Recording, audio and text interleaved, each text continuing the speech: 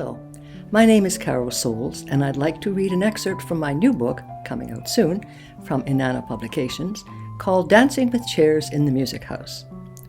There isn't really much that you have to know about the book to enjoy this little section, I hope, except that our narrator is Vanessa, and she's 10 years old, and because of her very poor eyesight, she has never been to school.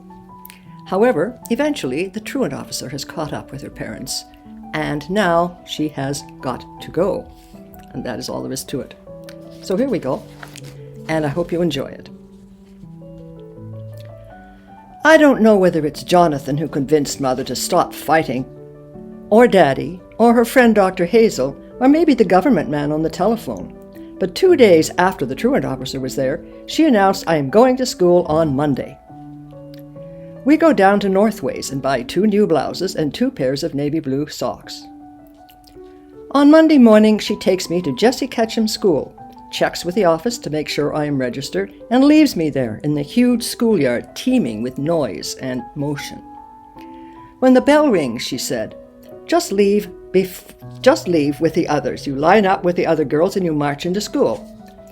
Your room is on the 2nd floor, number 214, and your teacher's name is Miss Beaumont. Be brave. Jonathan will come and pick you up after school, and don't leave the schoolyard whatever you do. I nod and watch her go. I don't know how I feel. Excited, nervous, a little afraid. But isn't this what I've really wanted all along? To go to school like Janet, like everyone else? I stand alone, watching the others mill around me. I don't know who to approach, or how to approach them, or what to say, or who might be in my class. No one else is wearing a tunic like me. The children are all sizes, some of them really, really big. Grade 8s, I guess. They make a great deal of noise, yelling at each other. Some boys are fighting on the ground, screaming and kicking. One has white hair. A small woman in a black cardigan marches over to them, leans over and says something I can't hear. Their fists slow down and they gradually get to their feet, looking very sheepish. They are taller than she is, but they hang their heads. She scowls and reaches to grab hold of the ear of the dark-hole boy and leads him inside, his head twisted on an awkward angle. The white-haired boy laughs, his hands on his hips. His teeth are big and widely spaced. He winks at me and then ambles over. You knew? I nod. Sight-saving class? How did you know? Those Coke bottle glasses kind of give it away, he laughs again. But it's not a nasty laugh, so I guess he's all right. I'm in that class, too. It's not so bad. I'm Cedric. I'm Vanessa. I look at him more closely. He's not wearing glasses, but his eyes are pink and seem to be moist and sore-looking. And he's big, much older than me. You tore your shirt, I say, looking at the rent in his sleeve. He shrugs. That Eddie's a mean one, he says. Watch out for him. The ringing of the bell pierces the playground noise and confusion, and at once the groups break up and reform in lines, girls on one side, boys on the other. I hesitate and look at Cedric. You go there, he says, pointing. Wanda, hey, here's a new girl. He gives me a little push in the direction of a thin girl with glasses and a bad squint. She wears a tired dress that was once red plaid, but now the life is washed out of it. She pulls me into line beside her, but she doesn't say a word. I shake her fingers off my sleeve and turn my back on her. There's something peculiar about her that unsettles me. Already I want to go home, away from all these strange, noisy children. The huge concrete playground, and the vast school looming over us, all those windows watching, waiting. I haven't ever done anything yet, and I'm already tired. This isn't like the schools I've read about. At some unseen signal, the front lines lurch forward and wind untidily into the building, followed by the next one, and the next. Then it's our turn. I shuffle along with the others in my group, following them up the stairs to the 2nd floor and turning into the 3rd door on my right. I stop, looking around. The room is large and bright, filled with desks in orderly rows.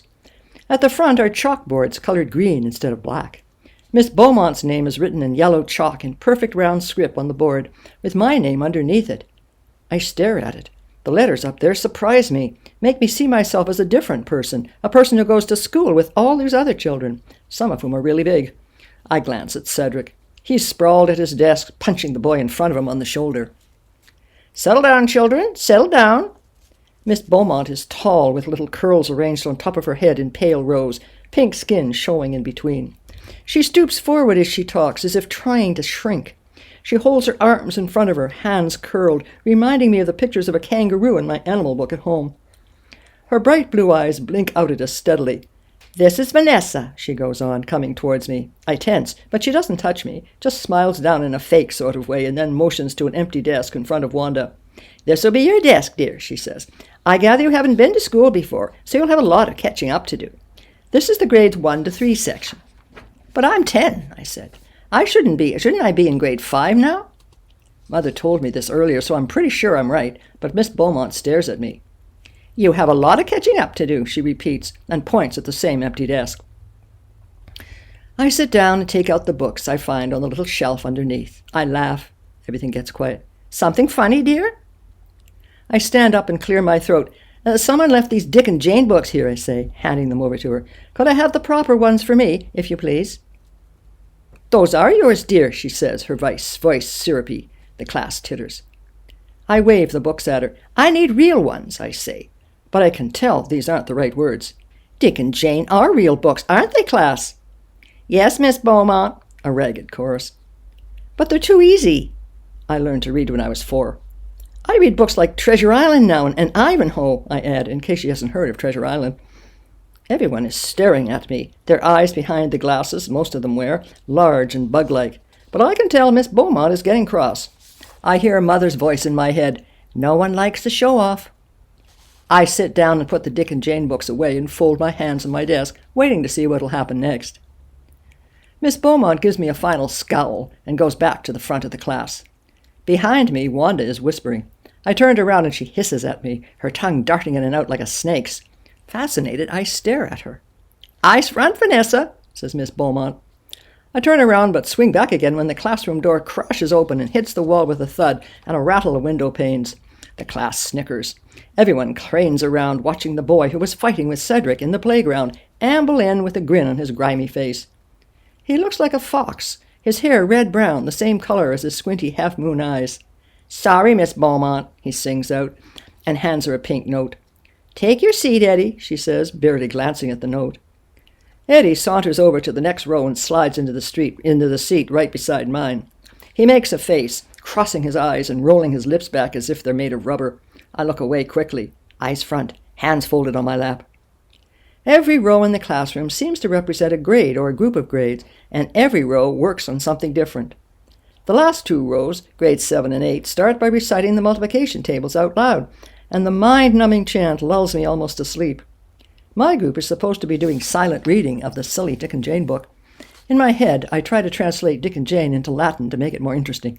But to do it properly, I need paper and pencil, and when I start to write it down, Miss Beaumont notices, comes over at once, and takes it away from me. What is this gibberish, she says, looking down at Dicus et Janus in schola sunt, spotus excella est, tamen procul fenestra. And why are you writing cursive? Only printing is allowed to begin with. I stared at her outright, outraged. Words desert me entirely. She don't know no better, miss, Cedric says. She ain't been to school before, like you said. Hasn't been to school before, Miss Beaumont says absently. She crumples my translation in one hand and points at the book. Read, she says, and walks away. Maybe she doesn't know any Latin. Beside me, Eddie suddenly slumps over his desk. One arm shoots out straight and his head jerks to one side. His whole body starts to shake. The others jump to their feet and move the desks away from him briskly, leaving a circle of free space as he flops to the floor and begins to convulse. Miss Beaumont slips over beside him, kneels down, and forces a thick piece of rubber she takes from her pocket between his teeth. Shocked, I just sit there and stare at his jerking body. School isn't at all like I thought it would be. I hear Mother's voice declaiming about the halt and the lame after the truant officer left. How did she know? Vanessa has a few other adventures at school, which hopefully you will read about in the book. Bye now.